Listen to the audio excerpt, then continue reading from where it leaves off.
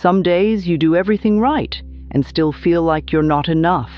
You wake up, you try again, you show up for people, you hold it together, and yet there's a quiet place in your chest that still wonders, when will I finally feel okay?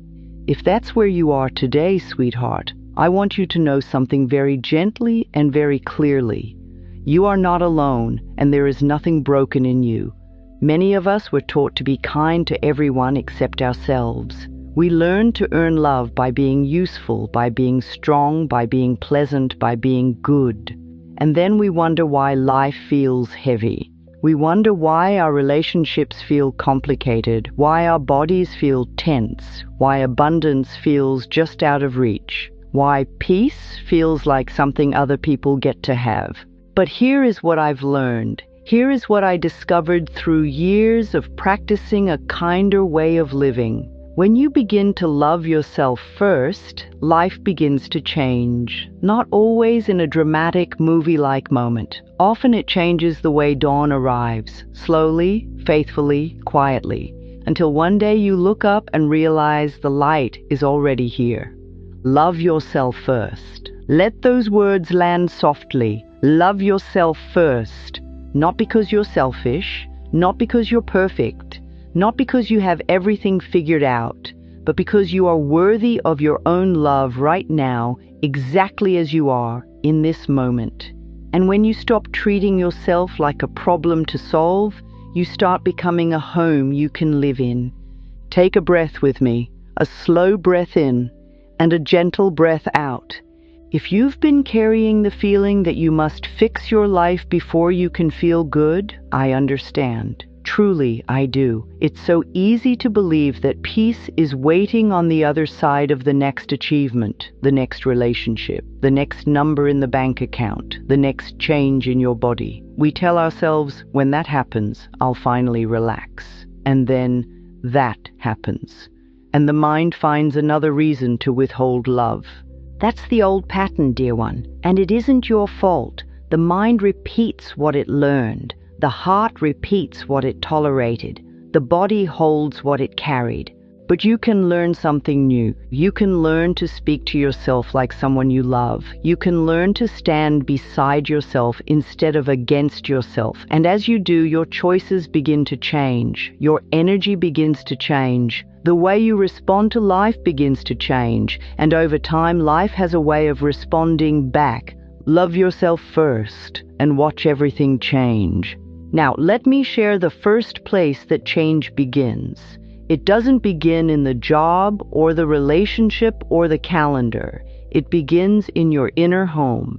Imagine that your life is a house you live in every day, and your thoughts are the rooms. Some rooms feel warm and welcoming. Some rooms feel cold. Some rooms are cluttered with old words you didn't even choose, words that were handed to you long ago. Try harder.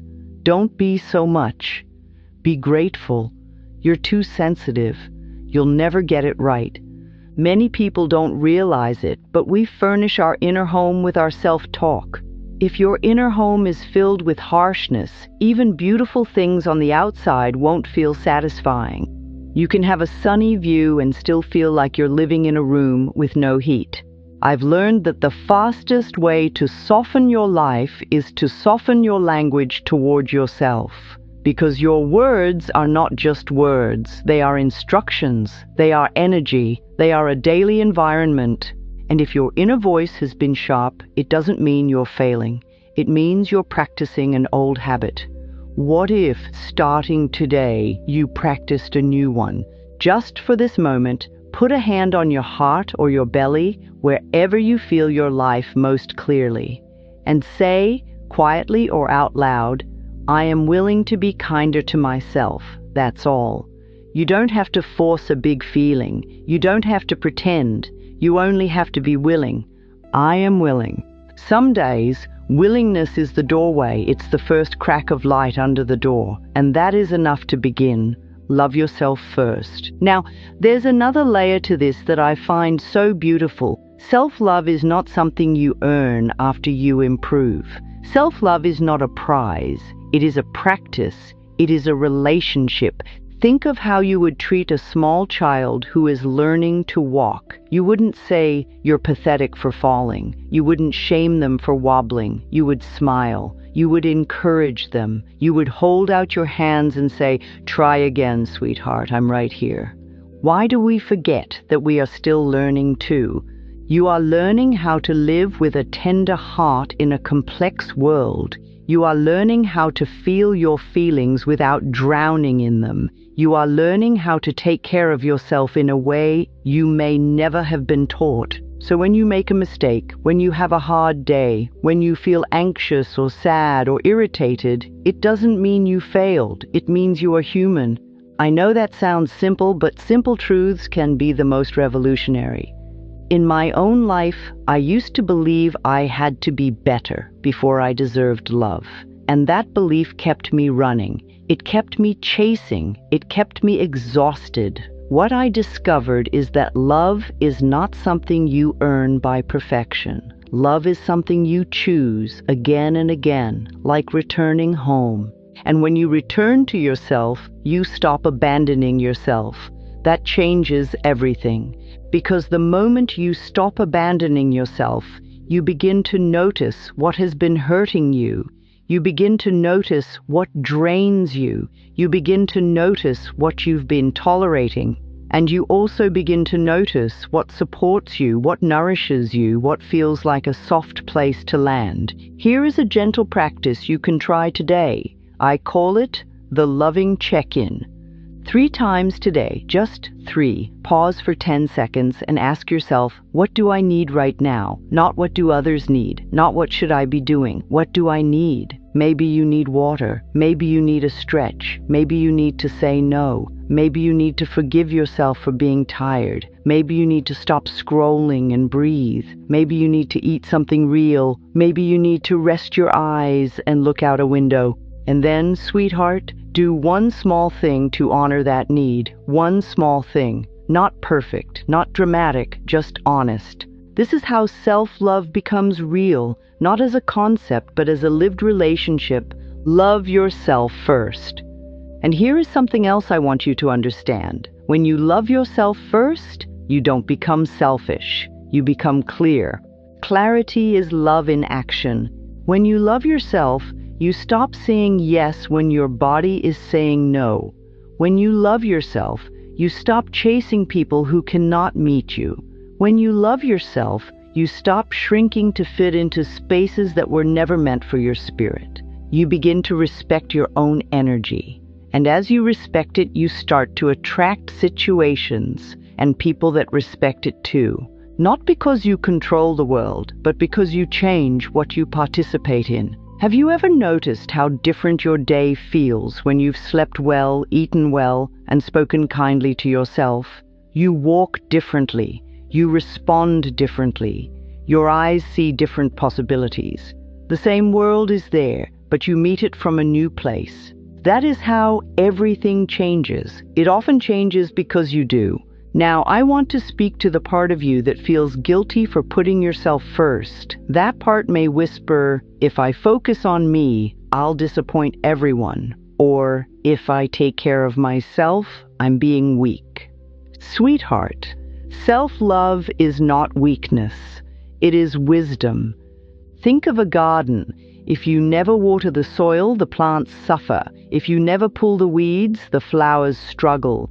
And if you shame the garden for needing care, it still won't bloom. You are a living garden. Your heart is soil. Your beliefs are seeds. Your words are water. Some of the weeds you've been pulling are not even yours. They were planted by old messages. Love must be earned.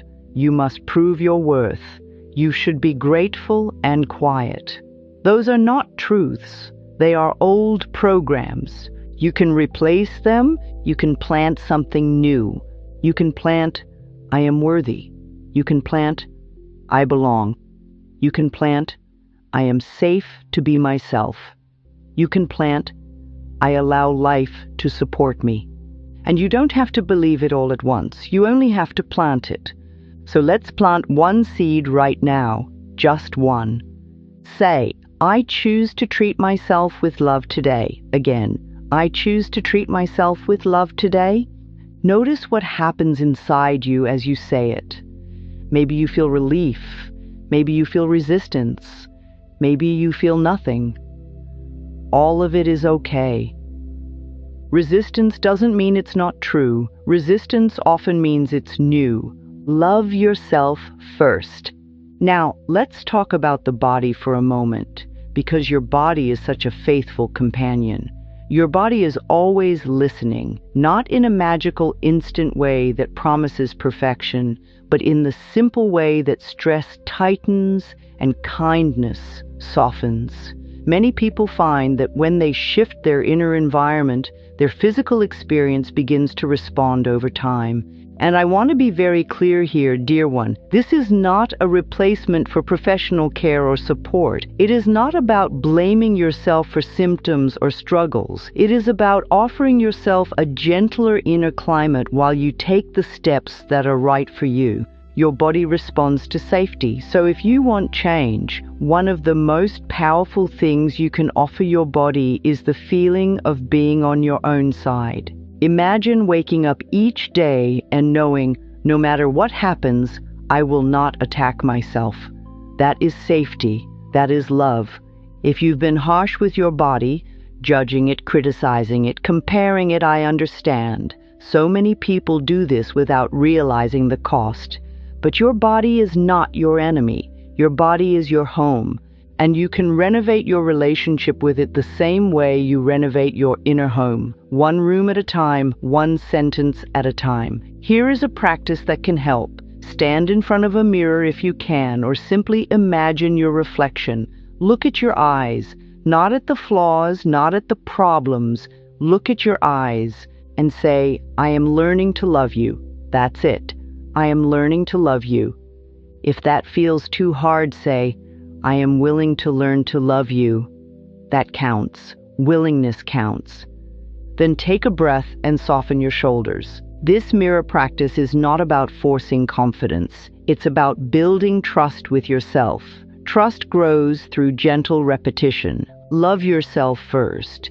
Now I want to talk about that old voice, the one that criticizes you, pressures you, scares you into performing. That voice often thinks it's protecting you. It believes that if it keeps you small, you won't be rejected. If it keeps you perfect, you won't be hurt. If it keeps you worried, you'll be prepared. But sweetheart, worry is not preparation. Fear is not a life plan. You can thank that voice for trying and still choose a new voice. I've learned that we don't heal by fighting ourselves harder. We heal by holding ourselves softer. We heal by choosing a kinder authority inside. So the next time you hear the inner critic, try this. Pause and say, that is an old thought. Just that. That is an old thought. Then replace it with something gentle and true. Not exaggerated, not fake, just gentle and true. For example, old thought, I'm such a mess. New thought, I'm having a hard moment and I can be kind to myself. Old thought, I never get it right. New thought, I'm learning, and learning takes time. Old thought, no one cares. New thought, I care and I am open to support. Can you feel the difference? The new thought doesn't deny reality. It shifts the relationship you have with reality. That's what self-love does. It doesn't pretend. It supports. Love yourself first. And now, let's speak about relationships, because many people come to self-love because something in relationships hurts. Perhaps you've been giving too much. Perhaps you've been settling. Perhaps you've been trying to convince someone to choose you. Sweetheart, you never have to audition for love. When you love yourself first, you stop negotiating your worth. You stop bargaining for basic kindness. You stop turning your needs into apologies. And this is where boundaries become a sacred act. I want you to think of boundaries not as walls, but as doors. A door is loving. A door says, yes, you may enter, and no, not like that, and not today. A door keeps you safe while still allowing connection. If you've struggled with boundaries, it's often because you were taught that your comfort matters less than other people's feelings. But your comfort matters, your well-being matters, your energy matters. So here is a simple boundary practice you can use right away. Before you answer a request, any request, take one breath. One breath. That breath is a pause. That pause is power.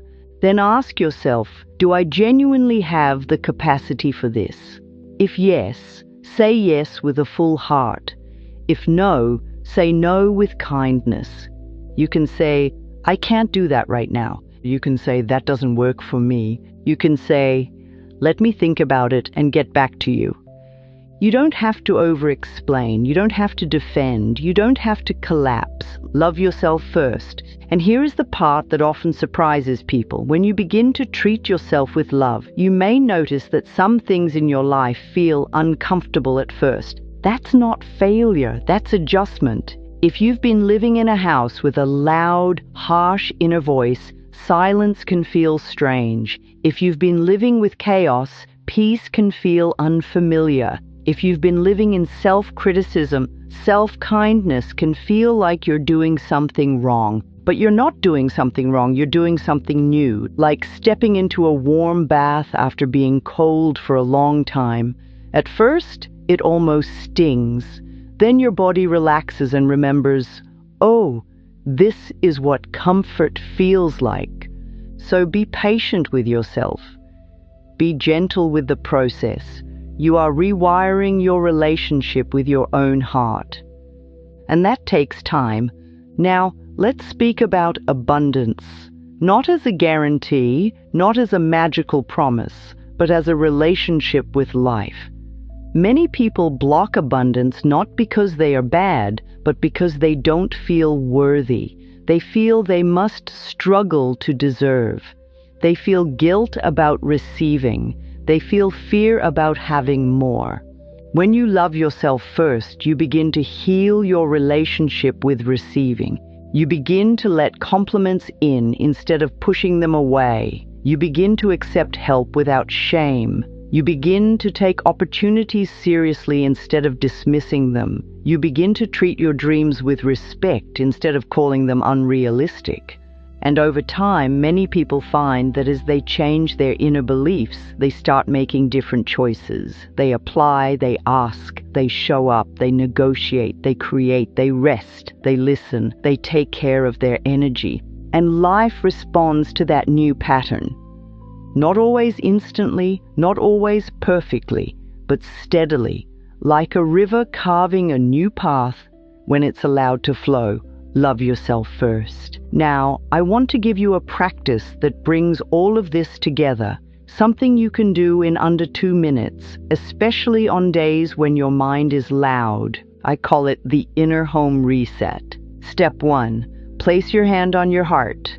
Step 2, take 1 slow breath in and 1 slow breath out. Step 3, say, in this moment, I choose love. Step 4, ask, what is the most loving thing I can do for myself next? That next is important, not for the rest of your life, not for the whole week, just next. Maybe the most loving thing is to drink water. Maybe it's to stop criticizing yourself for being tired. Maybe it's to send 1 email. Maybe it's to take a shower. Maybe it's to ask for support.